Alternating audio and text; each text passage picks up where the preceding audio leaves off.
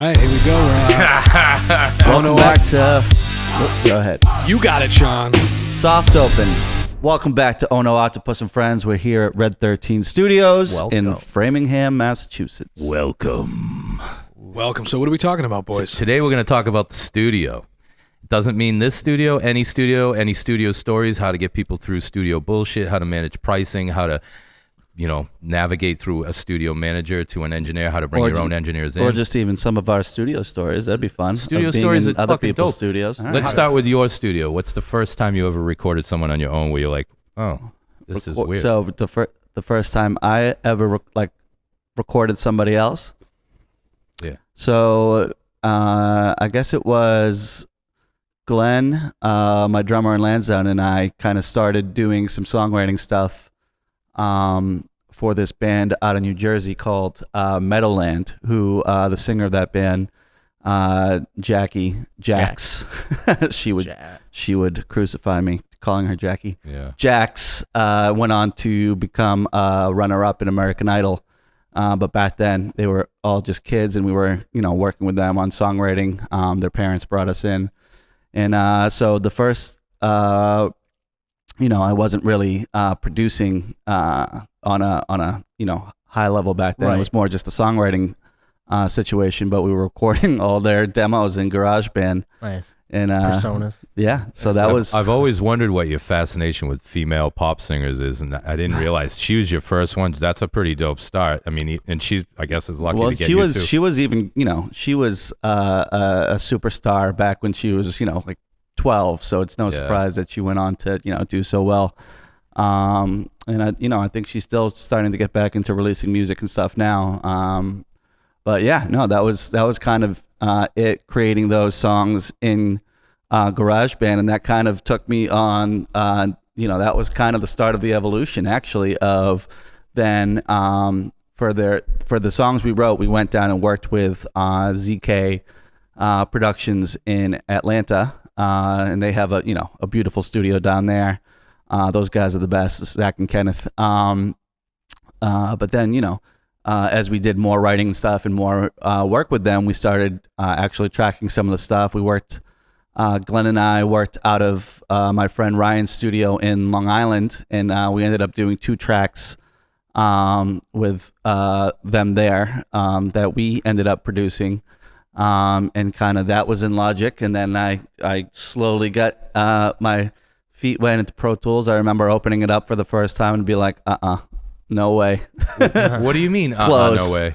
Really? Yeah, I remember. I remember needing to get Pro Tools for like fucking 3 years. I'm like, I just need that. I need that. And if I got a chance to work on it, that's like, this is when I was really young.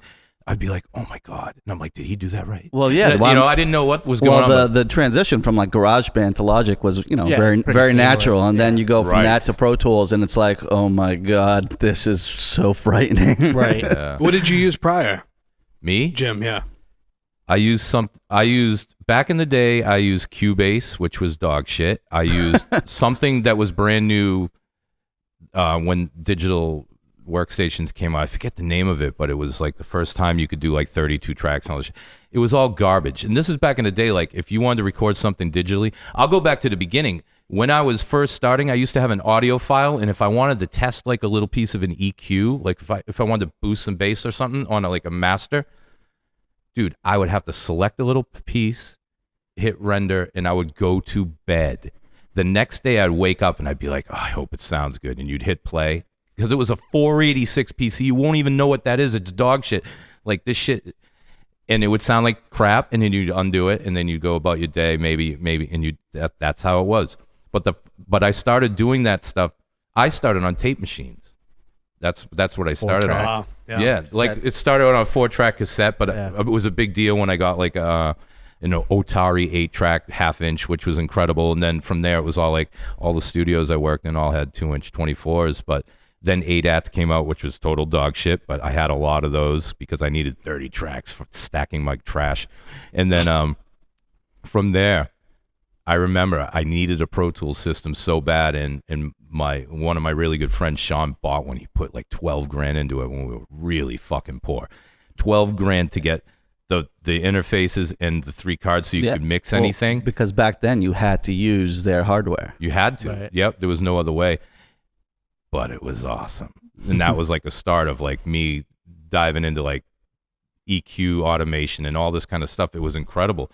But it was, oh, dude, what a big deal for me back then. And it really is like, it's really incredible how easy it is for someone to just kind of fall into kind of production now and recording. Right. Like, because it really, well, for you, even more so, you probably look at me like, you little bastard. Right. Well, I say it all the time. I sound like a dick, but I'm like, man, when I was doing Pro Tools all the time, you didn't have latency and you didn't, like, because the whole UA Pro Tools, that's a fucking drag, dude. And it sounds great and it operates great, but the whole idea of like, I used to be able to stack like 60 plugins on everything, vocal chains and everything with no latency, and everything would work.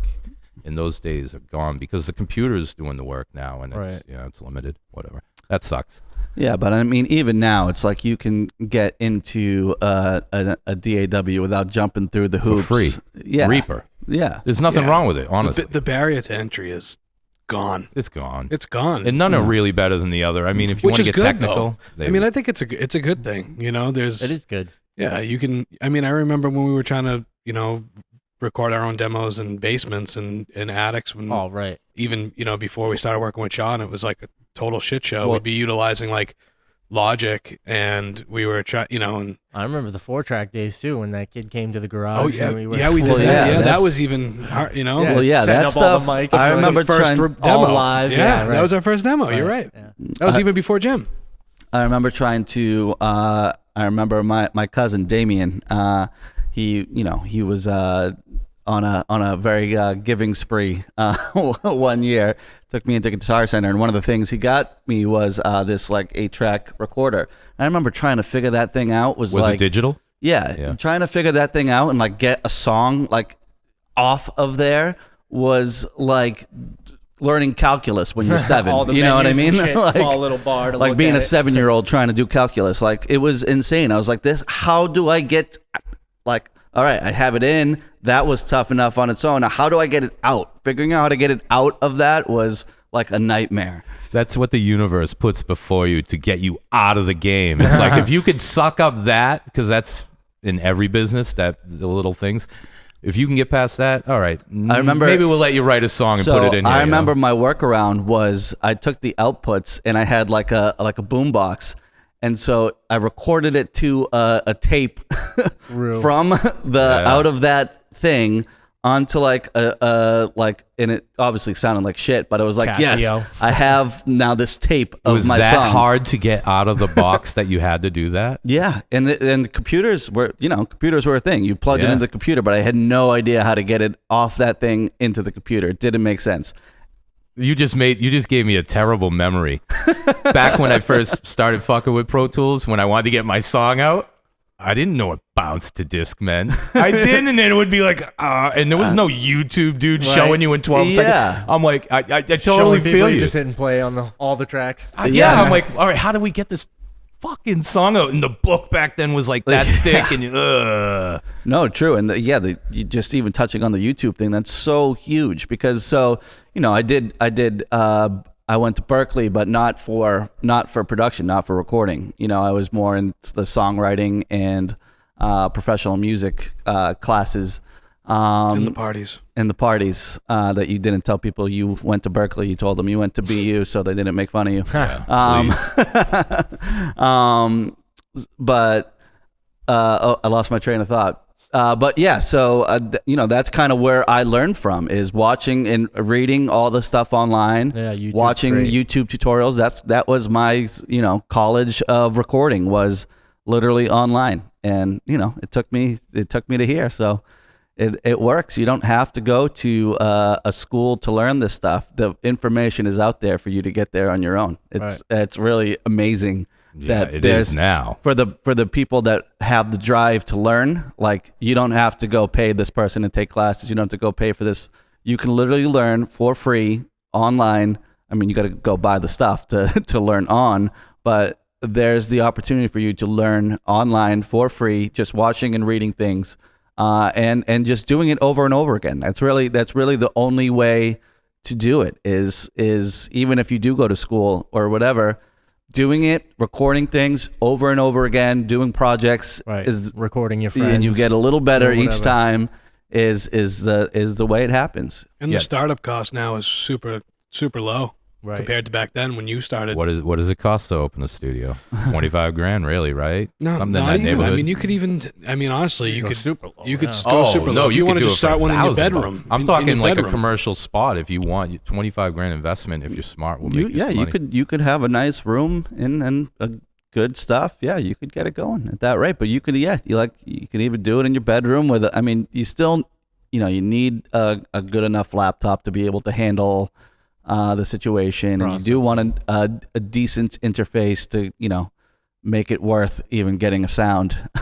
When you're learning, I disagree. When you're learning, I honestly, a fucking Neumann into a Tube Tech into a blah blah blah is not gonna make some amateur sound better. Well, I mean, I'm talking like at least like a Focusrite Scarlett. You know what I mean? Like something that costs. You know what I mean? There's all kinds of other things. Well, if you intend on keeping it, sure this is gonna be my master. I'm keeping this. I'm sure there's something you can get for $20 on Amazon that's not even worth the packaging it comes in. Right. Yeah. Might be though. So what? All right. Like, what about you?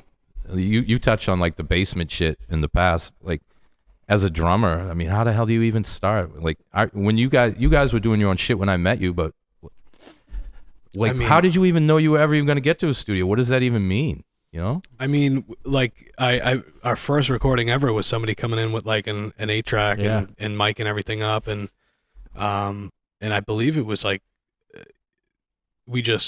I think it was all live. Did we all play at the same time? Yeah, yeah, we all played at the same time. I just recorded it. Just recorded that. Must have sounded like shit. Bro, yeah. Sounded like four mics, with the drums, singing. You know guitar, what the whatever. comparison of that is, and is probably better, is just putting the fucking iPhone, your iPhone in the middle of the room. Better now. In the middle of the room. Yeah. And so it picks up really good. It's a great microphone. Yeah. It's kind of fucking what's weird, funny? actually. I think is it your cousin that owned Exit In? Yeah. Or Exit 23, Exit 23, yeah. So then we went to Jeremy. Yep. From Exit 23, he had like it was like a venue up top. It was very small. It was like kind of like, it was really focused on like punk and hardcore. And then we were like the punk hardcore fucking spot to go and sell out. It was like a diner get your face punched by accident. No, that was a studio downstairs. Oh, okay. And so he put a studio down there. But it was a diner, right? Or something? I don't know what it was. No, I don't believe so. But I know that, we were kind of one of the only... I know what you're talking. It looked like a diner on the front. Right. In that it might have been part. an old diner back in the day. Yeah, like the front of it was like an old diner, but like nothing was in there. Like, exactly. It like was like beat down, but it was cool. It added to the charm of it. Yeah, it was a cool spot. And we started, we recorded our what we, should have been demos, but we called them, releases. Right. They sound like dog shit. I still listen to them every now and then. I put them on. I'm like, wow. That's I really... pull it up. So that was actually my first time in a studio was with him as well. With Jeremy? Really? With Jeremy. I recorded recorded no shit. my Screamo band, Lost in a World of Ghosts. Nice. So I did go into a studio with Parker Ave, actually. When I was 14, we went to this place in Drake that was under a bar. It was this guy's bar, and he had a studio underneath that we went all and played at the same time, and then musically, and then overdubbed the vocals, and that sounded like crap because we were 12 and none of us could sing. And so that was actually the band I was in. No auto-tune. Right. No auto-tune. No auto-tune. None. So both bands were actually with, probably one of the more talented kids in the band was Tim Malloy, who's the drummer for Our Last Night now. Oh, nice. We were in all our bands coming up together. We were in together until it splintered. He went to Our Last Night and I went to Lansdowne. He might have gotten the better end of the deal as far as things stand right now, but there's still time left in life. Yeah, there's still time. Maybe you'll catch up. But then after that recording, which was a pop punk band, it was with Jeremy at Exit 23. That's cool. Yeah. No, I mean, for what he was working with at the time, they were solid demos, but vocally experience. Vocal wise, for anyone that was going down there that couldn't sing completely in key, it was not good. Yeah. Because there's no auto tune, and that, that's you can only hide it so much with reverb and chorus and stacking vocals. I thought that's why you guys screamed anyways, because it didn't matter. Right. That was the whole point. Yeah, I was It gonna really say was, our singer Tony, all he did was like shriek into the microphone, so it was all good. Yeah. That's how you get by. Right. You do what you can. I have a really interesting story that I really don't know if I should tell, because it's a little yeah, I know, but it's fucked up, but I guess I could tell it. I'll completely tell it, and if I feel weird I'll edit it, which is whack, but I'll do it anyways. Boo. So I know. So coming up, my band, our drummer, let's just say it all, our drummer was Nuno Betancourt's nephew. And ironically, like when I was coming up, I'm not even bullshitting you, like Nuno was, but he still is fucking incredible. I was like, this is the dude, straight up, like with all my Guitar Heroes and other shit, like Nuno's like in the top 3. So, and at the time I live in Framingham, he lived in Hudson, like 3 towns away. And I live in Hudson now, and he definitely does not. But anyways, so coming up, I got in the band with his nephew, and we ended up going into the studio with Nuno, and Nuno's a really dope engineer and all that shit. It's not a joke. And it basically sat with him for a week while he just fucking wailed on one of our tunes, and it didn't exactly work out, but the bottom line is, by the time we had left there, he was so fucking mad. He was spitting with anger because he hated me so much. He couldn't believe it. And it snowballed into this thing because Nuno had given us like amps, and we were all pretty cool. I mean, he helped us out in this and that, and by the time we were done, he was threatening to delete the record.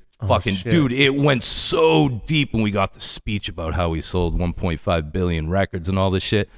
Meanwhile, through all of this, like I can feel the seething hate going through me, and I'm like, I love this guy. I'm like, oh my god! Why did he hate you so bad? Just I guess I was a dude. Were you a I'm not even. douchebag? I'm such a douchebag back then. Yeah. I'm not anymore.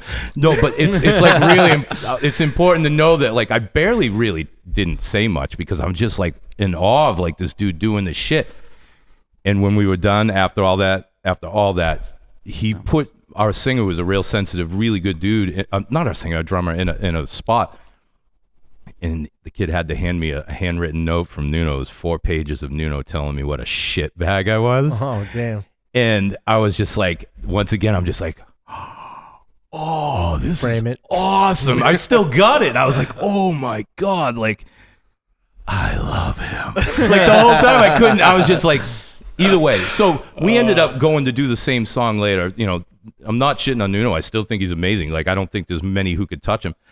We ended up redoing the song, and the dude with Howard Benson, and he destroyed Nuno's version. So, long story short is, I just wanted to bring up, which brings me to my point.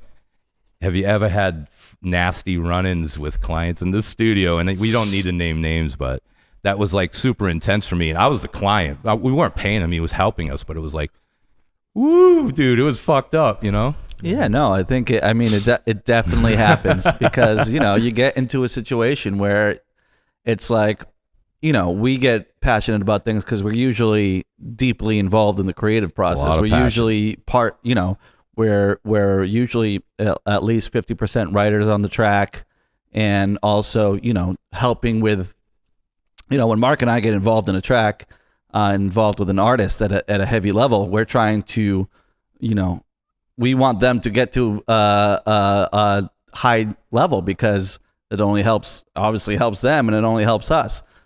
So we go above and beyond to pull out all the stops to set them up with meetings and the right people and everyone in our network. And so, it's almost like we're partners on whatever it is we're doing because we have both an equal vested interest in seeing it succeed. And so, but then there's sometimes still the don't see it that way. There's still the situation where it's they're the client and we're providing a service to some degree. So it's just really a fine line. But because sometimes we're so deeply involved, if we see something that we're like, I'm begging you, that is so fucking stupid. Do not do that, or do not do this to the song, or whatever. Like those those battles can get heated because it's usually when we're working with someone who just hasn't had the same experience that we have, because we've been in the industry at that level for over a decade. You know what I mean? So it's like, I think we touched on in our first podcast, like, listen, we've stepped on this mine before. We've already got our legs blown off. You don't have to. You can walk. You can run. Yeah, I mean, a lot of it too is just, like you said, it's inexperience.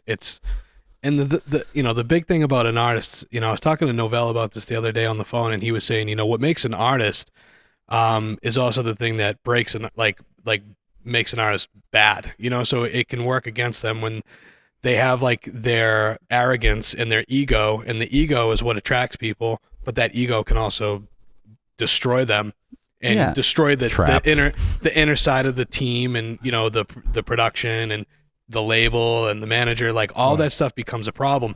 That ego needs to be just out there for fans, but internally you need to be humble within your team. Right. And you need to, the reason why you work with these people, like someone like us, you come to us to work with us, you need to take our input and you need to take our advice. And the things that we're going to be strong and, strongly passionate about is it's coming from a place of care, because we've been there and we've done that, and we don't want to see you walk off that cliff. That's the biggest thing. I think a lot of people think, it becomes a power struggle. It's really like, no, it's not about like our way is the best way. It's like, no, we just know that way that you want to go is not going to work. Let's come up with a different way that everyone's comfortable with. Yeah, and we're usually good about checking ourselves on our own, our own ego or whatever, and taking a step back and being like, wait a minute, am I the bad apple in this situation actually? And sometimes that's been the case where we've had to step back and be like, you know what? No, you're actually right. You're still wrong, but there's another way that we can do this. That is a combination of what we're both talking about. Right. So there's always that compromise that you got to be willing to make. And then there's just people that are assholes, and regardless of it, it's not going to work, and they're not going to work anywhere else. Like I've seen it. Right. Yeah, I've seen it happen where like somebody's been an asshole here, and it's very rare. And when it does happen, it's like, go fuck yourself. Well, even worse, your people can be assholes, and they can throw a monkey wrench into something big too. Yeah, and what happens is you start seeing a pattern with that person and you start finding out that before they got here, there was other issues with other studios or other producers or other industry people, and then you start hearing about stories afterward too. So you're like, you know what? We made the right decision. That person was just a bad egg, and that bad egg is not good for a studio environment, for a creative place, and for anyone's fucking mental health. Because it's just going to piss you off, stress you out, and it's going to put everybody in a bad spot. So it's like, just go your own way. See you later. Good luck. And then there's some times where it's just like, actually, no one's wrong in the situation. There's just some times where personalities just don't mesh. You know what I mean? Right. Yep. There's just some times where it's hey, there's no grudges. We don't get along. You don't get along. Like this is not the right, vibe to success right here. You know what I mean? So it's about, finding the team and the people that you gel with the best, and those are usually going to be the best situations. So that's not everybody gels. Not everybody, no. We're not the, we can't sit here and pretend that we're the right fit for every situation. You know what I mean? And vice versa. Not every situation is the right fit for us. So, dude, what you just said is literally, like, the positive part of what you just said is Godsmack. That's what they are and what they do. Like, I've had the pleasure of being in the studio with them many times, filming or whatever. But and I don't mean to throw their process out. I don't know if it's cool, but when Sully's got an idea, like, everything stops. And his team, just like you said, they're all just like, whoop, they'll wait. Because they know it's like when he's done thinking about this thing that he needs to do, and I've seen it like 100 times, he'll be done. It'll be like, all right, he hears it or whatever his process is, and he tells the dudes in the band, and they don't fuck around, and all of a sudden it'll be like, and boom, and they do the thing, and it's like those dudes are connected. Like a fucking team like crazy. Cool. Which is exactly what you're saying, and I've seen it very, very, very few times. Well, yeah, you get the space to do what it is you need to do, and everybody else gets the reward of succeeding. Yeah, but not everybody is cool enough to be chill like that, Yeah, no, for sure. Yeah. Right. It's ego. At the end of the day, it's just you got to put that aside if you want to work with a team. If you want to run solo and do everything yourself and not have anyone with you, then it doesn't work. But imagine having Imagine having Shannon Larkin like waiting for you. Yeah. Like for me, he's the dopest drummer. Like imagine him just like, all right, let's do this, and he's like, yeah, and it's I'm just like, that's fucking cool, you know? Yeah. That's really cool. Yeah. So what about so was that the first? It went from for your first studio experiences. It went Nuno, Howard Benson, because that doesn't suck. No. Honestly, from the time I got a 4-track, I literally worked with probably like 50 bands making their records, like eating some dog shit. But I came up on many studios at that time. So, in between, Nuno was like the start of. Right after Nuno, I worked. This is epic. Right after Nuno, I worked with Chris Renner, who was the drummer for Nine Inch Nails, and he was the producer on the project, which is okay, whatever. But the engineer on that project was Joe Barisi, who is the fucking man. He was in the Sound City thing. He came up at Sound City. Yeah, name sounds familiar. He is the man. He's done like Tool and just like all of those desert rock bands. He's done so many fucking he's the man. And I remember one day we were doing the record and he's like, oh, I forget what it was, some obscure shit. He's like, you want to go to my storage space with me? And I'm like, yeah, I think so. And we went like wherever, I couldn't even tell you where it was. And we walked into a space that was probably 15 feet wide and 30 feet long. And I'm fucking telling you, every inch of that, aside from a little walk alley down, was stuffed with the best audio gear ever created and fucking multiples of it. Every amp, every incredible microphone, everything that anyone that's into studio gear would think is cool. Like, I'm telling you right now, if he set that shit up, it would make Chris Lodalgi's studio look whatever. So you still know where the storage closet is? I don't even remember. No, but I was like, oh my God. And then he's like, yeah, what do you want to see? And I'm just like, he showed me a bunch of shit and we left. I was like, what the Well, that was like a cool thing. So when we just went out, last year, to LA to do some demos with, you talked about him earlier, Novell Genesi, who's, he worked with Red One's team. He's, multi-platinum producer. Grammy Award winning. Worked with, crushed it. Lady Gaga, everyone from Lady Gaga and Nicole Scherzinger. Pitbull, One Direction. And Pitbull, and we were working with him with these Japanese artists. What was their name? Can't DFT? Don't fucking touch. Don't fucking DFT. Touch. Mimi don't DFT. And so we went out to just do some collaborations and see what we could come up with together. And so we went out to LA. We're working out of an Airbnb, so we went to go rent a bunch of gear, and we went to this place called Audio Rents in LA. And it was just like, dude, it's like walking into like a UAD interface. You know what I mean? I've gotten a bunch of shit from there too. I've gotten amps and just whatever you need. You could call them up. We'll be there in 30. No, it's just you walk in, and there's just a rack full of Pultecs.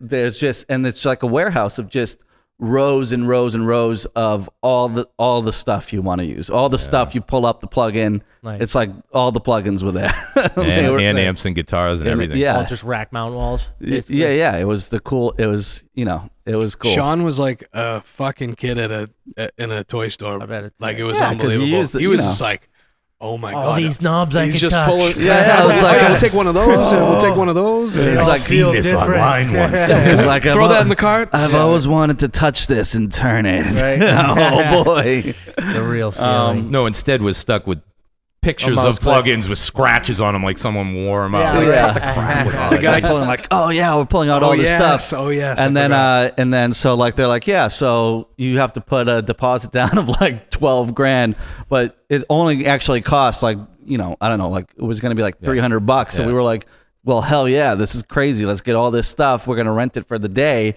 It's gonna be like less than $1,000 to have all the dopest shit. Right. We're gonna make the best demo ever.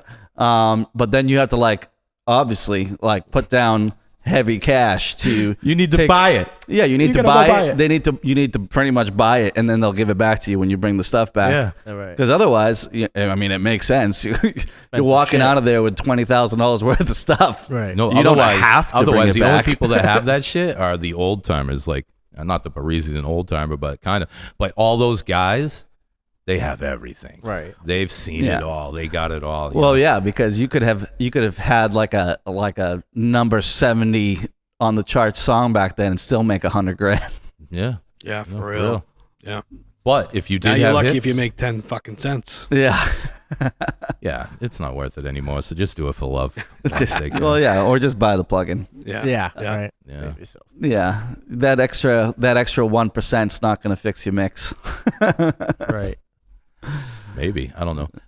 I wanted that led me into something. I forget what it was now because we had a little break, but what was that? All right, I'm having a brain fart, but there was something attached to that. I'll jump back in if I can think about it.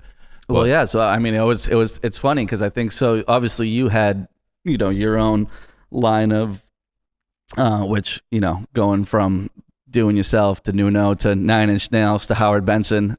I'm sure that's like a very no. I've had dude. I'm not sitting here trying to brag, but I've had like the opportunity to work with like 10 other like crazy engineers and producers. So for the rest of us, it took us like a couple other steps to get there. Cause like, so it's funny because I think our band's like just like, it's hilarious that we both did Jeremy too. Yeah. But then it's like, I feel like all the bands around Massachusetts go through the same like check boxes. You know what I mean? Right. Yeah. Because then obviously our first 2 records we did, and then a single as Lansdowne. Next Wyman. went with Wyman. Yep. And Maine. We worked with I worked with Wyman after. So we worked with Jim. That's how I know Jim. Is Prospect Hill went to go record, or at the time it was called Driven.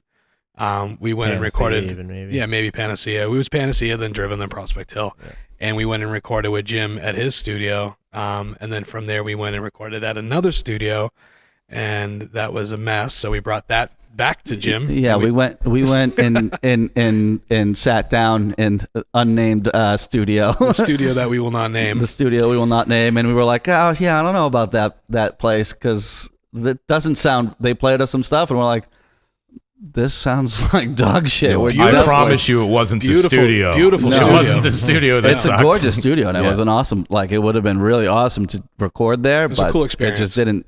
It was not going to. Because we didn't even go track there. We just had them play us some stuff, and we're like, this isn't going to sound like the sound that we want. I went back there after you introduced me to them, and because they had a nice piano and they had a nice room, and I recorded some shit. Well, you know what it is. You know what it is. Not everyone like rock is such a, especially at that time, you wanted such a specific sound, right? That they like stuff that was more natural. They did really well. But to have like a really heavy, tight distorted guitar, right. The drums need to sound a certain way. Yep. Like they can't sound like they were great for folk They need music. to be replaced. Yeah.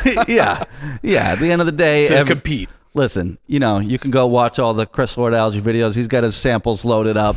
Like take them. They need to sound like cannons, and drums just don't naturally sound like that. You know what I mean? Yeah. And so when someone's doing more that's the difference between that like really commercial rock sound and recording like a folk band or even like an indie band where you want that more natural sound. It's totally different. That brings up the point too, is like just because a producer has certain credits or certain accomplishments or accolades doesn't mean they're the best for your project. That is literally what I wanted to bring up. Thank you. That's the biggest thing, is like based off of their prior work and what it sounds like and what it is compared to what you're hearing in your head is really why you should pick that producer. Right. If you're picking, solely based off of whatever accolades they have, who they or work friendship, with. friendship, yeah, you're gonna have a shitty product at the end of it because 100%. They can't accomplish what you hear in your head, because and the fact that they've never done it is proven to you. Find the guy that has something that sounds like what you hear in your like the guy that has a Grammy and #1 selling country song is probably not the best guy to produce your hip hop album. Yeah, 100%. You know what I mean? And that's a very extreme example, but there's layers of examples inside of there. Like, okay, this guy might be a big rock producer, but what kind of rock? You know what I mean? Right. Like it's could be very different than the kind of style that you do, where you're gonna wind up unhappy because he's gonna do his thing, that his thing works, but for that very specific thing that might not work for your thing. Right. So it's definitely, right on the nose on that end. Like, go check the past work, see if it aligns with what your vision is and what you're hearing. And if it doesn't, no harm, no foul. That guy's still great at what he does. It's just not going to be great for your song or your project. Can I tell the same story again? It's not the same story, but everything you just said is in line with my band getting signed and going to work with Chris Renner from Nine Inch Nails. All of that stuff, it did not work out. We picked him. We talked with Howard Benson on the phone, and then we talked with Chris, and we thought that Chris was like a cooler dude because he might have swore a few times or whatever his bullshit was. And we said no to Howard, and I remember him being like, "Why, guys? He said something like, 'Are you guys crazy?' or something like that." And we went and did this whole thing with Chris, and it was really, really terrible. I mean, it was fucking rubbish, right? And I'm not saying it's his fault necessarily, but whatever. But when we were done, we had to call up Howard and be like, "Hey, listen, we really made a mistake." And that was like $50,000 mistake right there. And he was like, "All right, but I don't have time until whenever." So now it was like this big power thing had happened, and now we're like, fuck. And he gave it to us. But that's the person you think might not be the right person. It's the person who's going to get that shit done correctly. Another thing, too, that everyone should understand before they start a production is there should be an agreement on the table prior to what the splits are, what the production points are, what the upfront money is, what the back end money is. Like, that all should be fleshed out before you go and do that. Yeah. Because if you try to pull that after, if a producer tries to pull it after, I think that's not right. And we do, as producers, that we're upfront immediately on our take and what we're going to be doing, and make sure that everyone's comfortable on that. And there's an agreement, and there's an email, and everything's there, and everybody signs it. Everything goes out right up front, right on the table. Like, hey, we can do X, Y, and Z. If we do X, it's this. If we do Y, it's this. If we do Z, it's this. This is what we standardly do.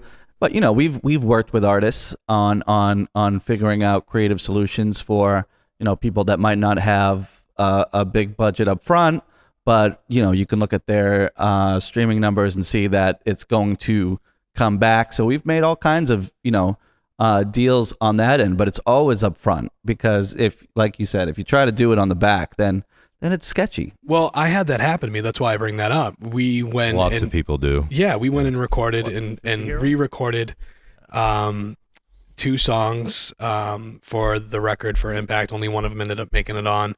And at the end of the recording process was great. Everything was good.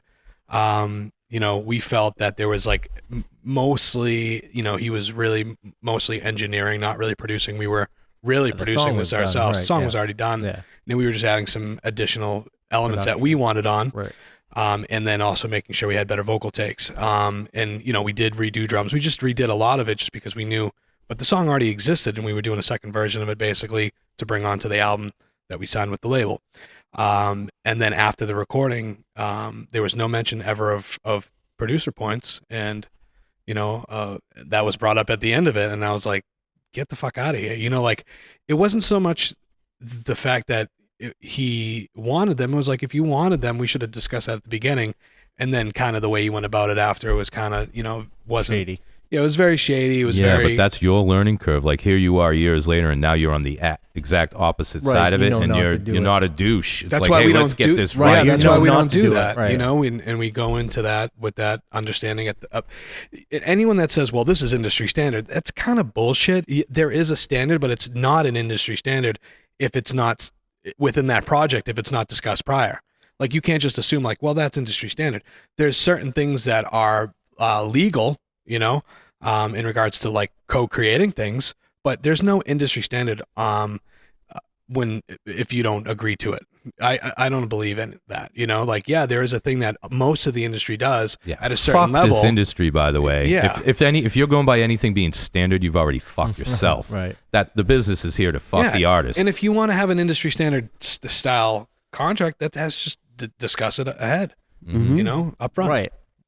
Well, that's, guys, we're running a little late on time, so for the last bit, why don't we just talk about our studio and like how we treat people and what we do, because everything we've just said is a culmination of like us, doing the long road once again. And now we have, we're about to open our sixth room, rooms 4, 5, and 6, probably in like 3 or 4 weeks or whatever we can. So we're running a lot of studios, and I honestly, this isn't an ad for us, but because of all we've been talking about, we treat people way differently, like way differently. Yeah, it's our members and our and the producers and engineers that work for us. We want to make sure that everyone is getting the fair shake, and sometimes that takes a little bit of talking and explaining things, because that information is just like, when you're an artist and you're coming up and you've never done that before, you don't know about. You're like. Right. You're like, whoa! What is this producer points? What is this split on the? Yeah, you know what I mean? It gets screw me. That's mentality. So there's that kind of mentality that you have to to educate. To educate a little bit, because this is how things go when you are, coming up in this world. These are things that we're dealing with things that are copyrights. You know what I mean? There's legal stuff that goes on. And that's usually information that you don't know. As you could be you could be an artist for 5 years and still not know everything about 20 years. 20 years. No, I have never been to a studio where someone has talked to me about business like you do. It's fucked up. Yeah, and so we're always here, and we'll always draw the little Venn diagrams and explain everything, because we want the artist to have all the information to understand it and kind of make a decision from there. And we also want to protect our producers and engineers on that end as well, because that's stuff that they're entitled to if they're producing or writing on something. And so we want to look out and make sure that both sides are being treated fairly. And that's, we always think of, like, whatever the deals are, they're usually kind of right up the middle of what is, it's always a moving target, but what is the standard of what's happening right now? You know what I mean? Inside the industry. And we try to keep it just right down the middle fair, not favor one side or the other, because we are, like I said, we both want to look out for the artist and look out for the producer, songwriter, engineer, or whoever is involved in the situation. So, we try to make it a point to make sure that's, like we said, all up front when those kinds of sessions are booked. Like, hey, so this is going to cross into this, and this, so this kind of agreement will happen. Is that cool? And if the answer is no, then we can't do that session, but you are more than welcome to bring in a beat or instrumental but the thing is, all those things you go grab offline all have those things built into them. You know what I mean? Please stop ripping beats off YouTube. Well, yeah, that's a whole nother thing, because that, you can't make money on that. You just stole someone's. Right. You're putting time and energy. We'll do a whole podcast on that. Yeah, that's a whole situation. But yeah, so to leave it off, we're always trying to be as fair as possible. And if there's a situation where there's a new thing that is more fair and a more beneficial situation to all parties, we're always on the lookout of trying to stay up to date on what that stuff is, so that it can be very fair and transparent at any Red 13 Studios location. Well, the thing too is that we have a unique perspective on all of this, because we've all been artists. We've all had publishing deals, we've all had licensing deals, we've all had management and label deals. So we come from that perspective of dealing with all of it, from both sides, and now as being, producers, songwriters, studio owners, label owners, publishing owners, like we have both sides of the fence, and we understand both sides. And our whole motivation of even doing all of this and building the facility like we have was to help, up and coming independent artists navigate the music industry and do it correctly and get the quality that they need. Because when we were coming up, like, we didn't have this. We didn't have a guide. We didn't have somebody, like you said, at any of the studios explaining any of this to us, because frankly, those fucking studios didn't know either. Right. You know, most people don't. And you know who had that though? John Bon Jovi had that. His uncle owned a dope studio in Jersey and all that crap. And he's like, hey, come here. You're a good looking kid. And you know how to sing. That's a real thing. Like, yeah. You know? So, but it goes to show the power of having a little help in the studio world, I guess. Right. Yeah. Well, yeah. And I think that's what makes this place different is it's not, come get your record done and pat you on the ass and say good luck. You know what I mean? We don't do that. We, there are opportunities there, and there's certain levels of stuff that need to be unlocked. You know what I mean? I can't take you with your first song that you ever did and introduce you to someone out in LA that's a major manager, because they're going to say to me, what the fuck is your problem? And now they're going to now that door is going to be closed for everybody. Right. So there's certain stages that you have to get to unlock those things, but you have the ability to go through all the steps that you need to if you are passionate and are going to make the effort, because there's sacrifice and there's effort that you have to do as an artist. That, like, you have to do the work that is not just making music. There's all kinds of work to be done outside of that, and invest in yourself. There's all these steps that need to be taken, and then there's the options are available here. You know what I mean? Once you get yourself to a point, and we can help get you, we can help you every step of the way. And kind of that's what the mentality of this place is. It's not just come get your record done. It's like you can come get your record done and get the advice that you need and do things in the right way to get you to a place that now you are presentable to, a number of people that we'll be bringing into this podcast that will be able to tell you for themselves what they're looking for when they're looking for an artist. Yeah. I think people need to come take advantage of this place or places like us. Right. It's not even about this place. It's just anything that gives you information you'll never get otherwise, or you're going to take 5 years to get it. Why would you do that in this world? Why would you take the long road anywhere? It doesn't make sense. Yeah. I mean, the whole motivation behind all this as well is to expedite someone's career, because it took us a lot of time to, A, learn all of this, B, build all the network and the connections, and C, hone on our skill level and build this team that we have. So it's like, you can skip the line, it's still going to take you a while to get and unlock all of those levels that Sean's talking about, so that we can further your career. But I mean, you skip the line big time by coming here and working with us. It's like Six Flags. That Fast Pass still has, you still go wait in line. It's just not that big of a line. That's great. But come ask any of our members what they think. I mean, some of the kids on our member list that are crushing it, they walk in here with a fucking smile and they just go do their thing, and they're having the time of their lives. Right. And that's their fault. It's not what we're giving them. They're kicking ass because they're growing. Yeah. We're not here to hold anyone's hand. You know what I mean? You got to take initiative.